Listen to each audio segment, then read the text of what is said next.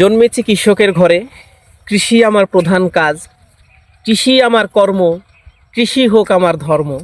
একটু বুদ্ধি করে চলতে হয়, বুদ্ধি না থাকলে কি চলা যায়।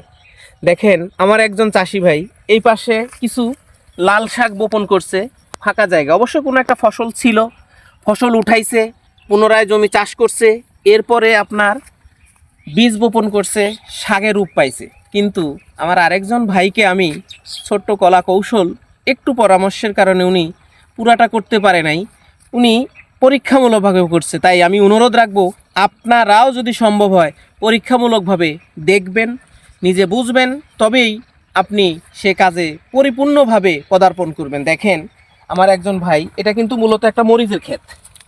এই মরিচের ক্ষেতটা কিন্তু এখনও কিন্তু মরিচ মানে শেষের পর্যায়ে, একদম শেষ, এটা এখন উঠায় ফেলবে উনি। কিন্তু আমি বলছিলাম, দেখেন উনি পরীক্ষামূলকভাবে অল্প একটু জমি উনি কোবায়া বীজ বুনে দিছে। বলেন, পুরা জমিনে যদি থাকতো এই শাকটা কি হয় নাই? এই শাকটা মরিচও আসছে, মরিচ শেষ হইতে হইতে উনি পুনরায় আবার প্রস্তুতি নিবে, জমি চাষ করবে, এতে কিন্তু অনেক সময় লেগে যায়। এর ভিতরে হালকা কোদালের চাষ দিয়ে একটু লাল শাক বুনে দিছে, কারণ শাকের মূলটা হয় ছোট।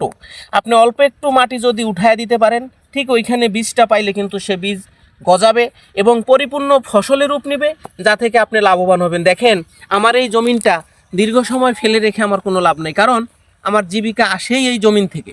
তাই জমিনের সঠিক সময়ে সৎ ব্যবহার করব এবং নিজে আর্থিকভাবে লাভবান হব, দেশ ও জাতিকে স্বাবলম্বী করব, এ প্রত্যাশাই আমার। ধন্যবাদ।